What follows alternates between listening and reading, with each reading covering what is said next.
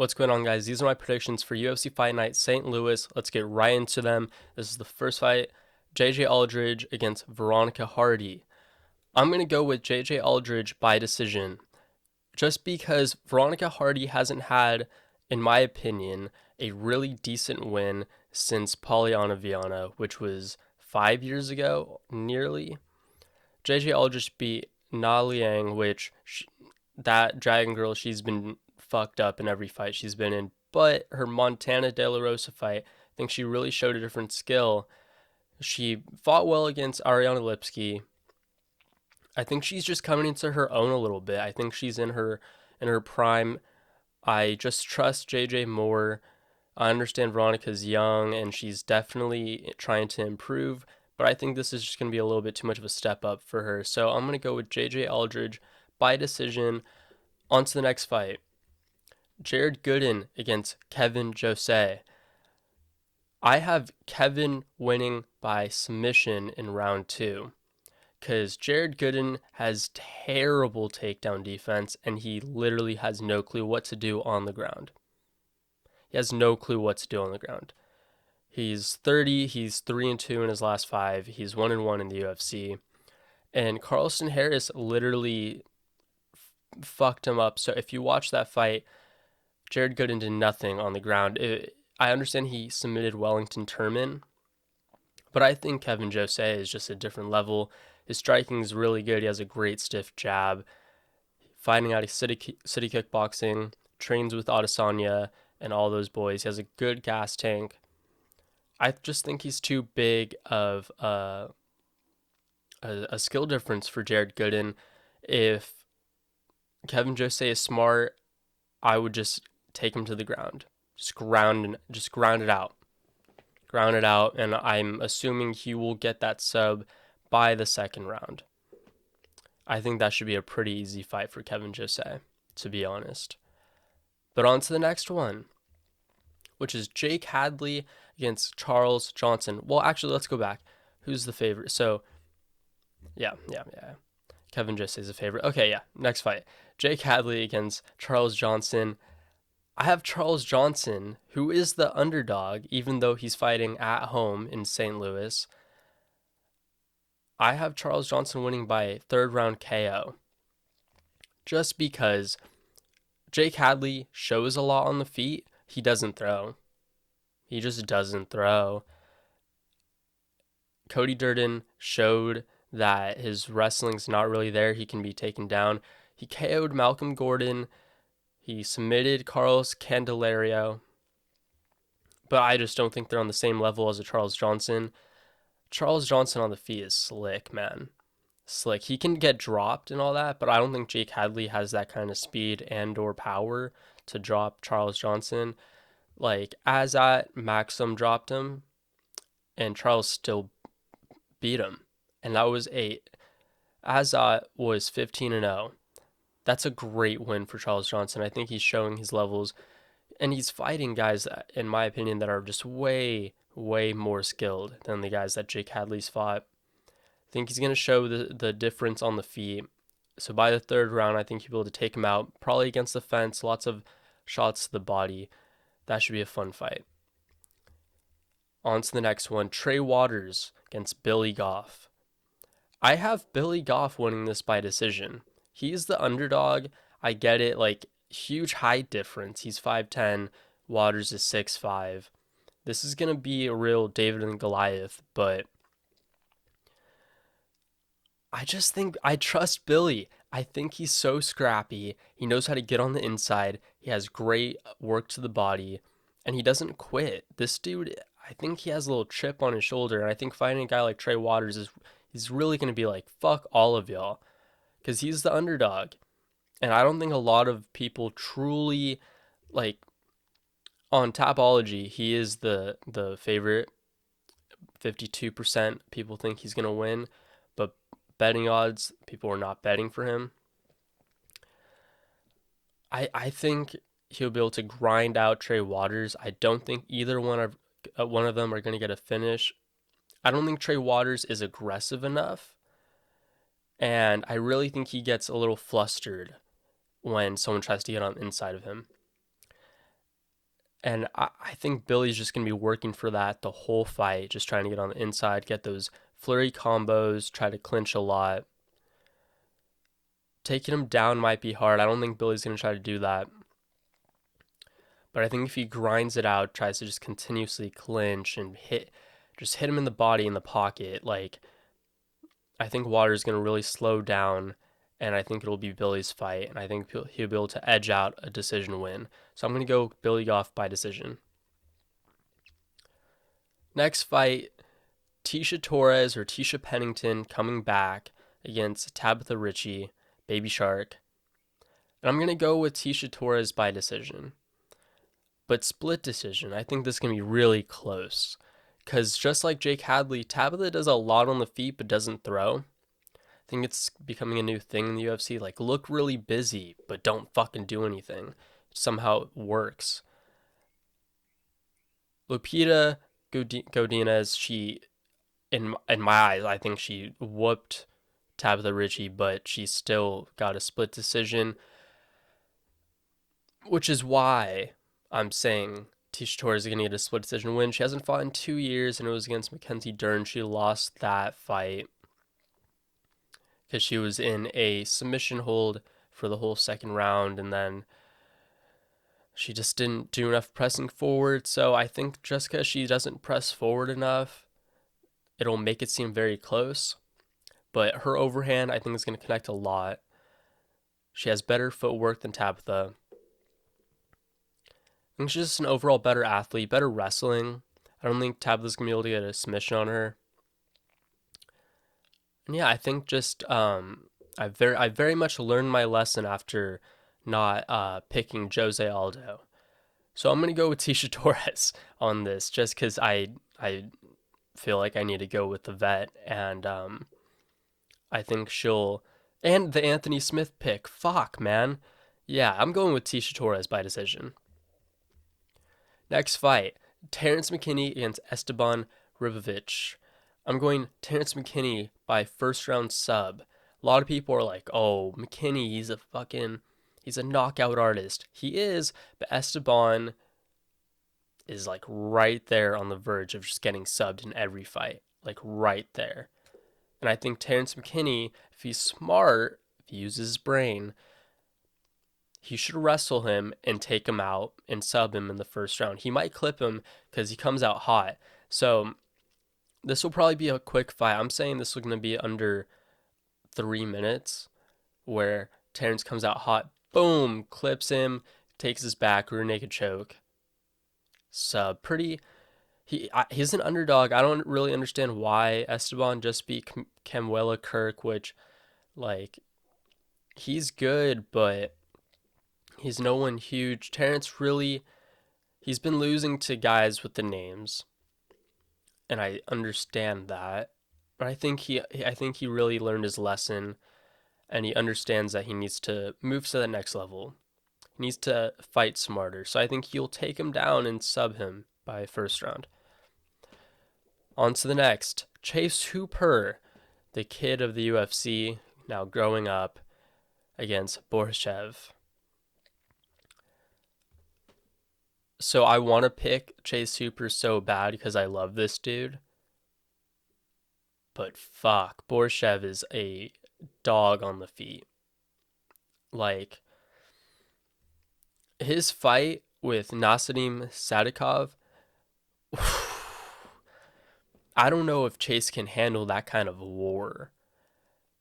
Like, Chase has a chin, great scrambling, great grappling, great submission. Like he's a wizard on the ground. Don't want to go to the ground with him. So there's always a chance that he can get that random sub.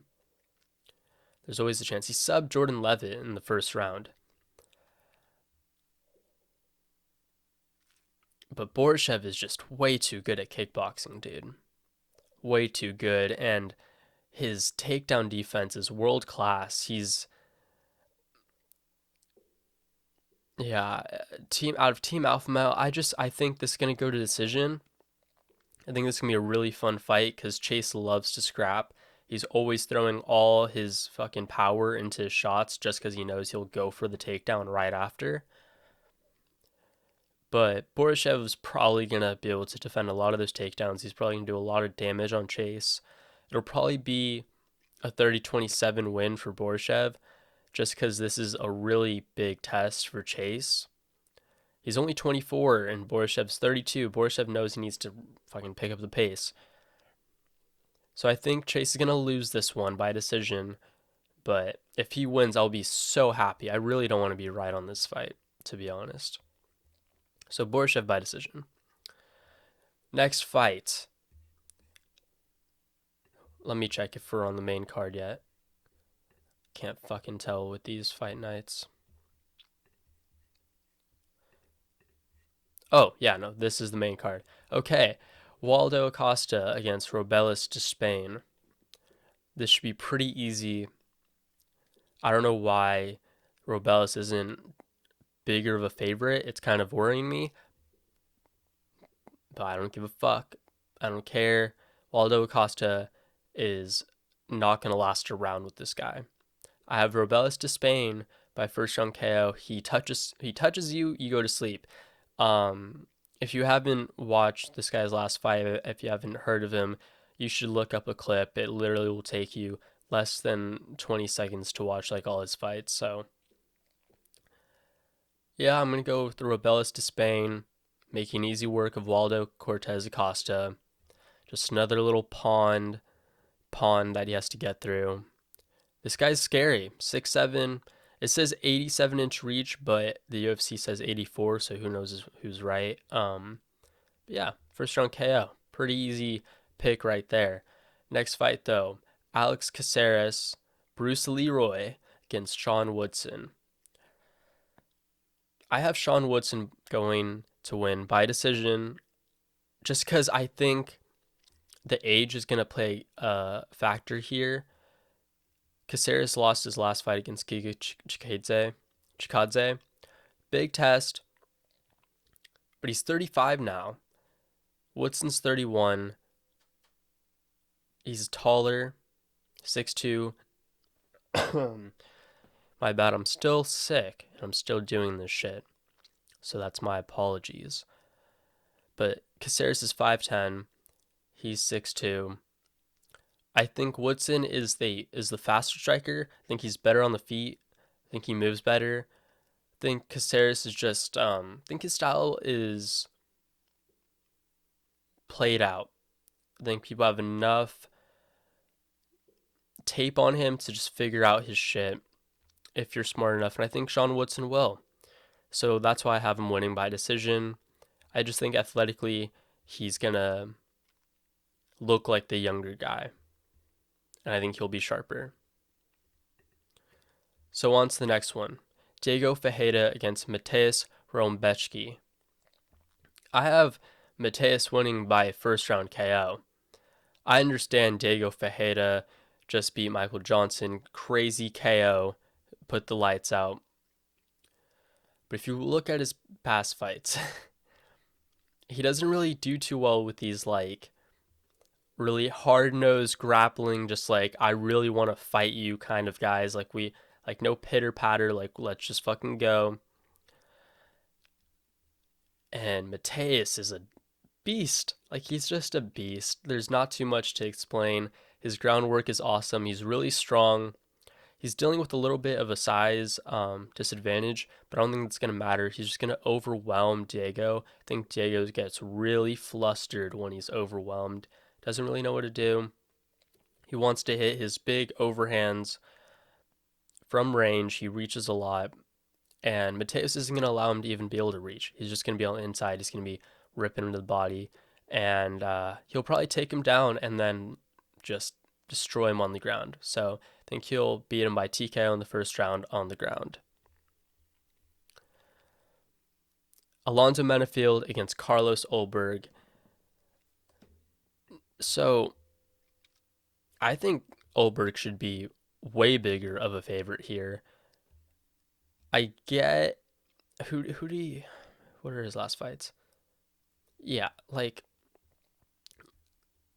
Alonzo Menifield just won against Dustin Jacoby, which I understand that's a good win, but dude, the striking level between a Dustin Jacoby and a Carlos Ulberg, kickboxing wise, way different. Way different. And I think he's going to prove that. I think he's going to be too powerful for Alonzo Menifield. Let's check this out. And he can submit you. 1, 2, 3, 4. So he's had 4 finishes in his last out of his last 5 fights. And Alonzo's dealing with an age gap. He's 36. Carlos is 33. Alonzo always deals with being tired. His technique is shit compared to Olberg. That's just the truth. I don't know how he's 15-3. Like, he just has a lot of power and he connects. And Carlos isn't going to get hit by those just random wing shots. I think he's a lot smarter. He's 4 inches taller. So I think this should be a pretty easy win. Constantly attacking the legs of Menifield because he doesn't check the kicks. I think it's just be constantly attacking those, and then he's going to knock him out. I think it's going to look pretty nice. It's going to be a pretty finish, in my opinion. Now on to the co-main. Joaquin Buckley couldn't get onto the main card because why did he think he would be the main event if it's already scheduled? But he's fighting Nursultan Ruziboev. I'm just gonna go with that. Nursultan is wicked, dude. 5-fight win streak. He's 34, 8-2, tons of experience. Whereas Joaquin Buckley, ever since he joined the welterweight division, he's been on a roll. But he's been getting quite lucky with his opponents. He beat Andre Fialho. Andre Fialho literally gets KO'd by everyone he fights in the UFC. Everybody. Alex Morono, decision win. That's a better one. That's a better fight than Vicente Luque. That looks great, but if you watch that fight over, something wasn't right with Vicente. I understand fighters go through shit. I understand everyone has their own thing going on, but I don't think that was a fully either healthy or in the right mindset Vicente. Something was going on that night. That's not going to be the same situation with Nursultan. I have him winning by round 2 KO just because I don't think Joaquin Buckley is going to be able to figure out the striking of Nursultan. If you watch him close enough, his hands are like this.